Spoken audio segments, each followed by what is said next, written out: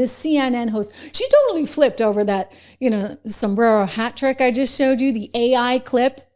This was hysterical. Donald Trump putting in this, again, if you're just joining us right now, it's worth seeing again because it's hysterical. I'm sorry. Look, guys, there's no way to sugarcoat it. Nobody likes Democrats anymore. We have no voters left because of all of our woke trans bull. Not even black people want to vote for us anymore. Even Latinos hate us. So we need new voters. And if we give all these illegal aliens free health care, we might be able to get them on our side. That was freaking her out. Just totally freaking her out. I want to go to her. We have to be careful that I think she put the swear in there. Let's see. Let's check it out. This is CNN reacting. Let's watch. We heard from the president late tonight on his view, I guess is how I would put it, on how the negotiations at the White House went today. I want to get your reaction to what the president posted. Look, guys, there's no way to sugarcoat it. Nobody likes Democrats anymore. We have no voters left because of all of our woke trans bull. Not even black people want to vote for us anymore. Even Latinos hate us. Is that appropriate in your view? Look, I think sometimes the president plays with the press like a little boy and a flashlight and a dog. And he's shining the flashlight here and he's shining it there. What he's saying is this offer from the Democrats is ridiculous. $1.5 trillion on top of funding that they already agreed to. That what they're asking for is completely ridiculous. It's disingenuous. And then for the Democrats to sit there and blame Republicans for the plight of rural hospitals is just so wrong. The problems with rural hospitals would be their policy, not ours. But couldn't the president just say, these demands are ridiculous, and not post a video with Hakeem Jeffries wearing a sombrero and putting that voiceover? Okay, but it wouldn't be as fun that way, right? And in this modern day, there is no one that understands social media better than one Donald Trump. So the sombrero, I'm sorry, it was a nice touch. Have a sense of humor, lady. Schumer talking about people of color and immigrants? I think he said that several times already.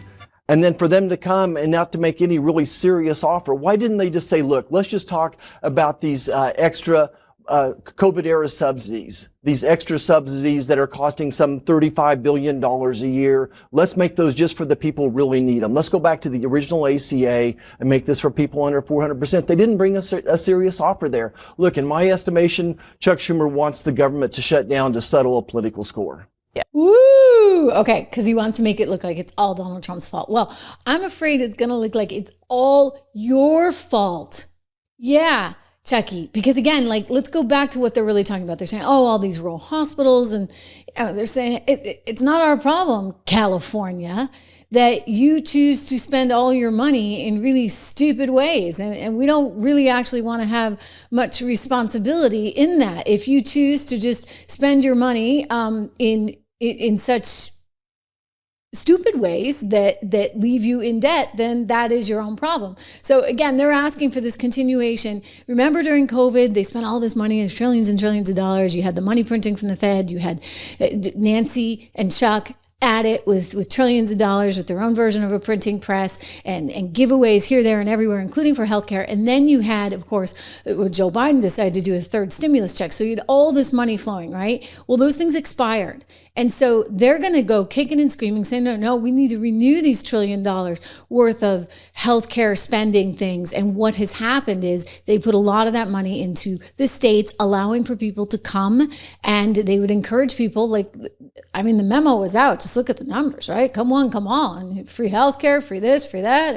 Hey, well, not a bad deal, right? Well, those times are changing. That is ending. And the president has no intention of continuing that. And so CNN is going to kind of just have to manage through it, right? I realize that they're flipping out, but they're going to keep flipping out. That's just the reality of where we are right now, in part because Americans do actually want to keep more of what they earn, right? It's part of what makes us special. It's not necessarily our wealth or power, it's our principles and our people. And part of our principles and our people include the foundation that we all sort of began with, which is that, you know what, you believe in the American dream, you work hard, you prosper, good things happen. And this is what our founders wanted. This is part of the whole great American experiment, if you would. You know, you unleash freedom, this freedom to prosper. You unleash opportunity here in this country.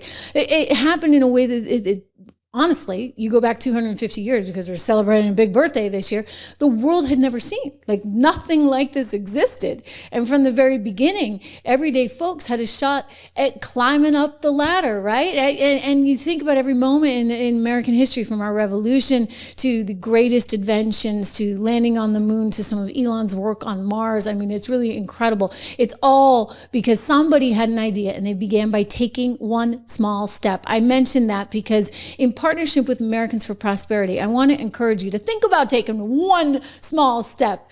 You know, if we take 250,000 steps for freedom, if you can get involved in this challenge, I would encourage you to do this. This is a national call to action right now. One of our largest grassroots mobilizations in the country is to protect our freedoms, to protect and reignite the American dream. So go to Take One Small Step. I'm putting it on the screen. You know I am for you. Take One Small Step.com today. Go check that out. Be part of this challenge. 250,000 of us together, right? Taking small steps one at a time, just like our founders intended. Meanwhile, big news going on down in Virginia. Quantico, you got Pete Hegseth lighting the whole place on fire. I mean, brings all these generals and all these admirals from all over the world, okay? And gathers them today because he's got one message that he needs to make really clear. This is not a message that you'd think you'd have to make clear, especially in the military. But you know what? We've had wokeism take over everything, and he's done with it. Watch. No more identity months, DEI offices, dudes in dresses. No more climate change worship. No more division, distraction, or gender delusions. No more debris. As I've said before, and will say again, we are done with that Woo! I'm glad we kept it clean. I have to watch for that because, you know, even UT, well, this is not the FCC over here, but, you know, I let everybody know I run a clean show, so I tried to. Anyway, he's a good guy. You know, I used to work with him at Fox. Pete Hegseth, now our Secretary of War. And, you know, I'll tell you, this has been a big part of his agenda. He wrote a book on it. He was always very into this. This the whole, you know, what's happened to the military that I used to be part of, he would say, because it's gotten so woke and so crazy, and you just can't have a situation like that. I mean, he brought up some things today. For example, he wants to have better fitness standards. He wants to go back to the old standards. Apparently, we've been kind of lenient on the standards. I didn't realize this, and the soldiers have been getting fat. I mean, hey, when you have transgenders recruiting for the military, for the Navy on TikTok, I think you've reached kind of a turning point of no return. Here is The View, okay? I want to go to one of those View ladies who hates Pete, is so woke, she can't see straight. I question whether she really believes this or whether she just is, you know, out there for the fame and notoriety. I don't really know. But this is this woman who was supposed to be a lawyer, but somehow wound up on television, Sunny something. Let's listen to her. She tries to tear apart Pete. But I mean, if you're like me, you're sitting there going, well, why do we have fat soldiers? I mean, is it that hard?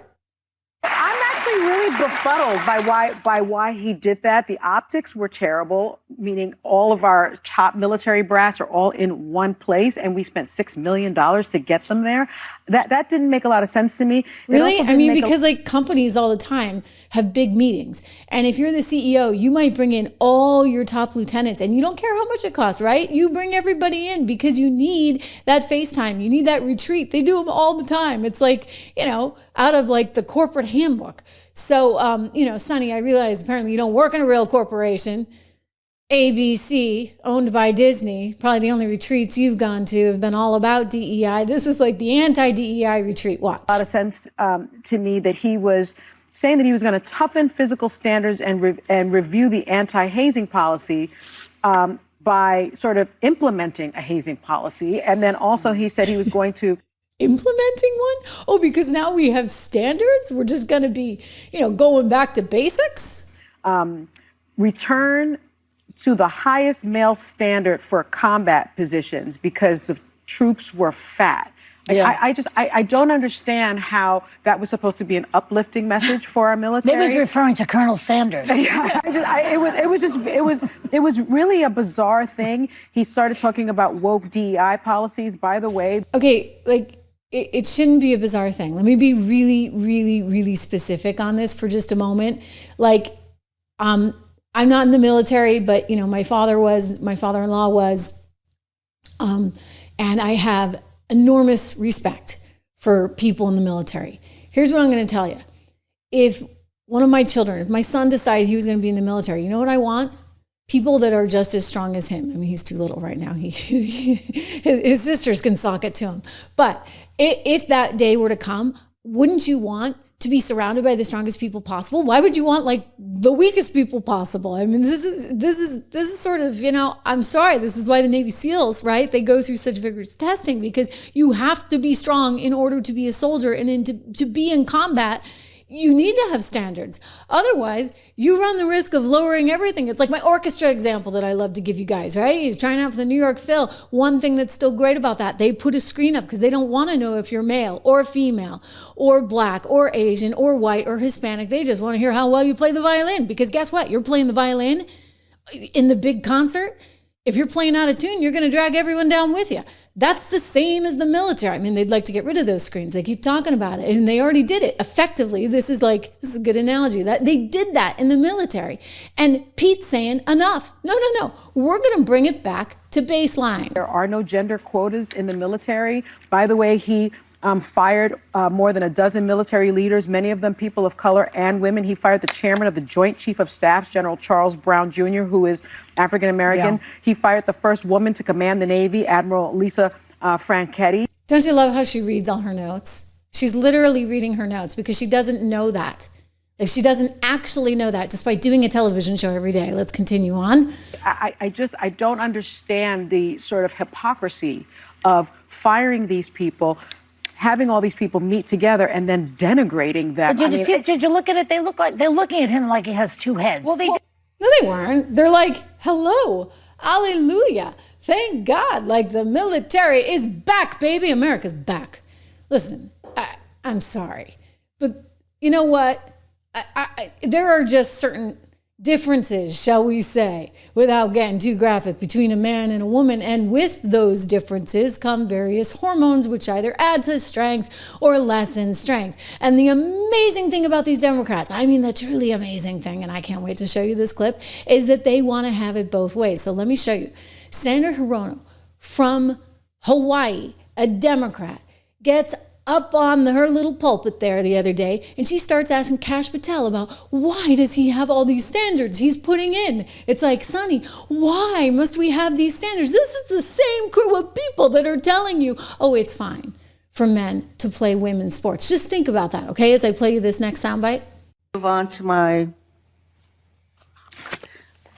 you've been asked some questions about changes to your hiring standard, and including college. She too doesn't know what the heck she's doing. Look, she's trying to read from her notes that some staffer, 28-year-old staffer wrote for her. Degrees and possibly the age. But, one question I had is...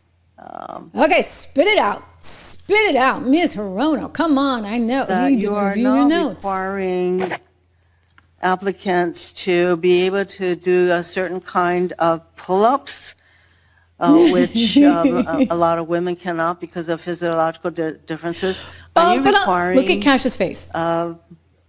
These kinds of pull-ups?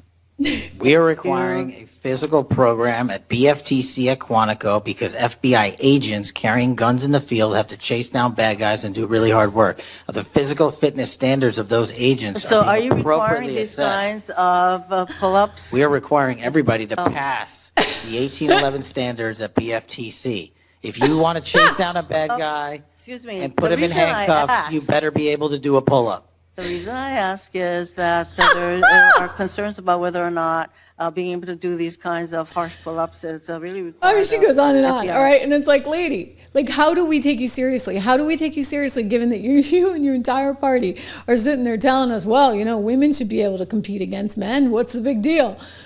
And now she's like, oh, there's differences. Just like, Sonny's all mad that now they're going to have actual standards in the military. Yeah, okay, because in the real world, when it's life or death, okay, you need standards.